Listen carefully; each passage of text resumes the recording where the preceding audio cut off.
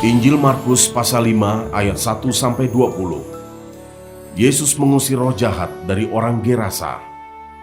Lalu sampailah mereka di seberang danau, di daerah orang Gerasa. Baru saja Yesus turun dari perahu, datanglah seorang yang kerasukan roh jahat. Dari pekuburan menemui dia. Orang itu diam di sana, dan tidak ada seorang pun lagi yang sanggup mengikatnya, sekalipun dengan rantai. Karena sudah sering ia dibelenggu dan dirantai, tetapi rantainya diputuskannya dan belenggunya dimusnahkannya, sehingga tidak ada seorang pun yang cukup kuat untuk menjinakkannya. Siang malam ia berkeliaran di pekuburan dan di bukit-bukit sambil berteriak-teriak dan memukuli dirinya dengan batu. Ketika ia melihat Yesus dari jauh, berlarilah ia mendapatkannya, lalu menyembahnya, dan dengan keras ia berteriak, "Apa urusanmu dengan aku, hai Yesus, Anak Allah yang Maha Tinggi? Demi Allah, jangan siksa aku." Karena sebelumnya Yesus mengatakan kepadanya, "Hai engkau roh jahat, keluar dari orang ini." Kemudian ia bertanya kepada orang itu, "Siapa namamu?" Jawabnya, "Namaku Legion, karena kami banyak." Ia memohon dengan sangat, supaya Yesus jangan mengusir roh-roh itu keluar dari daerah itu. Adalah di sana, di lereng bukit, sejumlah besar babi sedang mencari makan. Lalu roh-roh itu meminta kepadanya, katanya, "Suruhlah kami pindah ke dalam babi-babi itu. Biarkanlah kami memasukinya." Yesus mengabulkan permintaan mereka. Lalu keluarlah roh-roh jahat itu dan memasuki babi-babi itu. Kawanan babi yang kira-kira 2.000 jumlahnya itu terjun dari tepi jurang ke dalam danau dan mati lemas di dalamnya. Maka larilah penjaga-penjaga babi itu dan menceritakan hal itu di kota dan di kampung-kampung sekitarnya. Lalu keluarlah orang untuk melihat apa yang terjadi. Mereka datang kepada Yesus dan melihat orang yang kerasukan itu duduk, sudah berpakaian dan sudah waras. Orang yang tadinya kerasukan legion itu, maka takutlah mereka. Orang-orang yang telah melihat sendiri hal itu menceritakan kepada mereka tentang apa yang telah terjadi atas orang yang kerasukan setan itu dan tentang babi-babi itu. Lalu mereka mendesak Yesus supaya ia meninggalkan daerah mereka. Pada waktu Yesus naik lagi ke dalam perahu, orang yang tadinya kerasukan setan itu meminta supaya ia diperkenankan menyertai dia. Yesus tidak memperkenankannya, tetapi ia berkata kepada orang itu, "Pulanglah ke rumahmu, kepada orang-orang sekampungmu, dan beritahukanlah kepada mereka segala sesuatu yang telah diperbuat oleh Tuhan atasmu, dan bagaimana ia telah mengasihani engkau."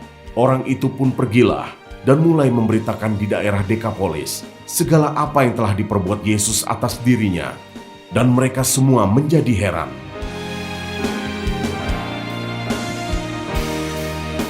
Ayat 21-43, Yesus membangkitkan anak Yairus dan menyembuhkan seorang perempuan yang sakit pendarahan.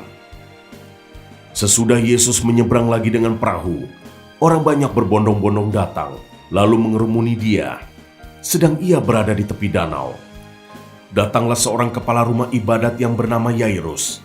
Ketika ia melihat Yesus, tersungkurlah ia di depan kakinya dan memohon dengan sangat kepadanya, "Anakku perempuan sedang sakit, hampir mati.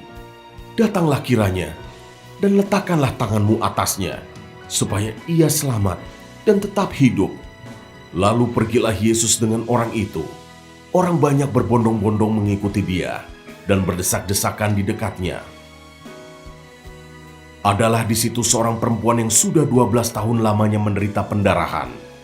Ia telah berulang-ulang diobati oleh berbagai tabib, sehingga telah dihabiskannya semua yang ada padanya. Namun sama sekali tidak ada faedahnya, malah sebaliknya keadaannya makin memburuk. Dia sudah mendengar berita-berita tentang Yesus. Maka di tengah-tengah orang banyak itu, ia mendekati Yesus dari belakang dan menjamah jubahnya. Sebab katanya, "Asal ku jamah saja jubahnya, aku akan sembuh." Seketika itu juga berhentilah pendarahannya, dan ia merasa bahwa badannya sudah sembuh dari penyakitnya. Pada ketika itu juga, Yesus mengetahui bahwa ada tenaga yang keluar dari dirinya. Lalu ia berpaling di tengah orang banyak dan bertanya, "Siapa yang menjamah jubahku?" Murid-muridnya menjawab, "Engkau melihat bagaimana orang-orang ini berdesak-desakan dekatmu, dan engkau bertanya, 'Siapa yang menjamah aku?'" Lalu ia memandang sekelilingnya untuk melihat siapa yang telah melakukan hal itu.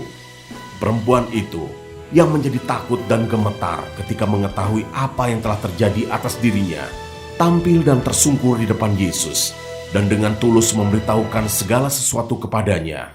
Maka katanya kepada perempuan itu, "Hai anakku, imanmu telah menyelamatkan engkau. Pergilah dengan selamat dan sembuhlah dari penyakitmu." Ketika Yesus masih berbicara, datanglah orang dari keluarga kepala rumah ibadat itu dan berkata, "Anakmu sudah mati. Apa perlunya lagi engkau menyusah-nyusahkan guru?" Tetapi Yesus tidak menghiraukan perkataan mereka dan berkata kepada kepala rumah ibadat, "Jangan takut, percaya saja." Lalu Yesus tidak memperbolehkan seorang pun ikut serta, kecuali Petrus, Yakobus, dan Yohanes, saudara Yakobus.